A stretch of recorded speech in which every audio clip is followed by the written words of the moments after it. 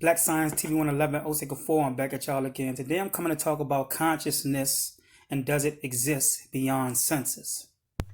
When our senses, which is of the lower planes of this astral realm, cease to exist, is there other forms of consciousness beyond what we can detect, which is beyond the brain?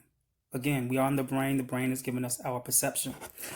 Now, the closest investigation that we can come to answering this question is going into the jurisdiction of dreams. Why do I say that? Because when we dream, we are unconscious to this physical plane. I mean, let's just think about it for a second. It's when we are rid of these senses in the physical body, if we would go blind, death, and we fall asleep and dream, and we are able to see and hear and feel in most cases in our dream, are we actually working or processing through another plane of existence? Because if we can't see here, for those who are blind, right? For those who are deaf, but they can hear and see in their dreams, then where are they operating? In what form of consciousness are they operating on? If they can see and hear, right? In other dimensions apart from this physical realm.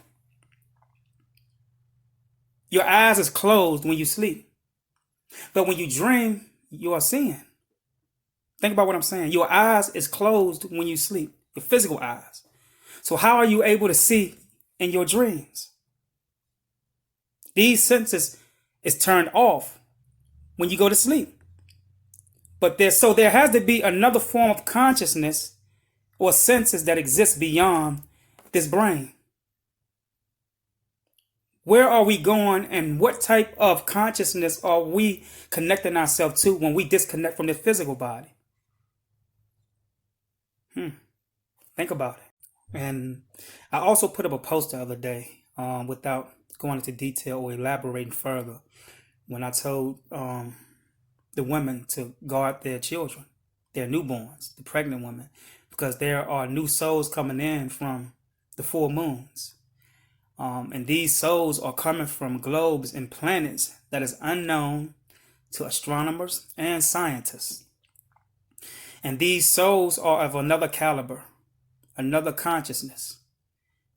They come from dimensions within other constellations apart from the ones that we know of. These newborns is going to be recording a lot of things into the genetics of these pregnant women. And the government is going to use a mass to try to get a lot of these women to come in so that they can get checkups, so-called checkups, so that they can tap into these messages to decode them, right?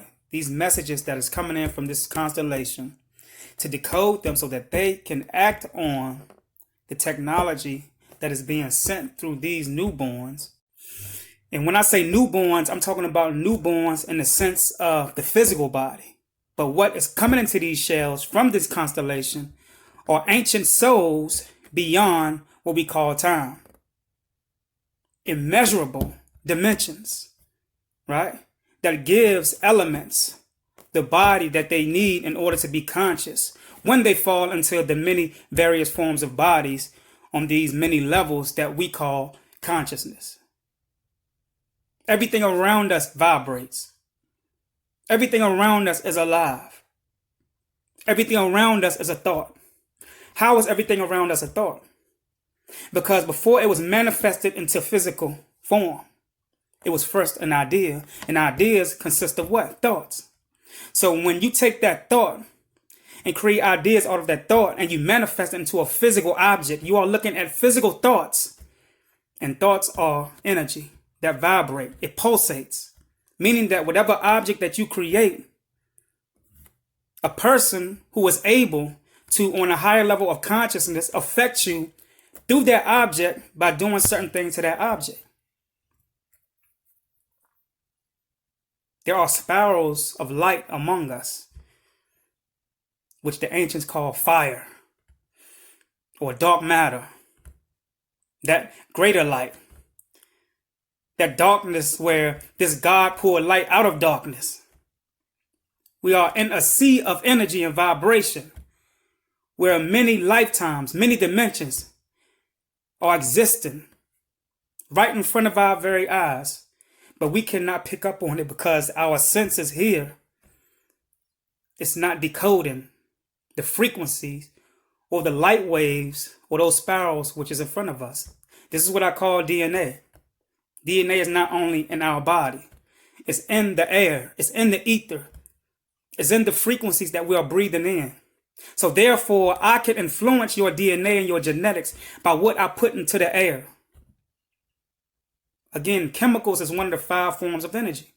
So by putting chemicals into the air and constructing them in a certain way to affect you, guess what? I can rearrange your DNA.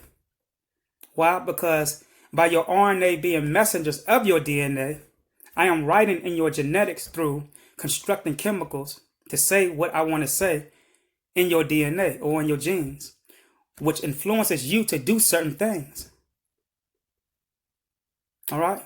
So with that much said, Black Science TV 111, Osei Kufuor, I'm out. Peace.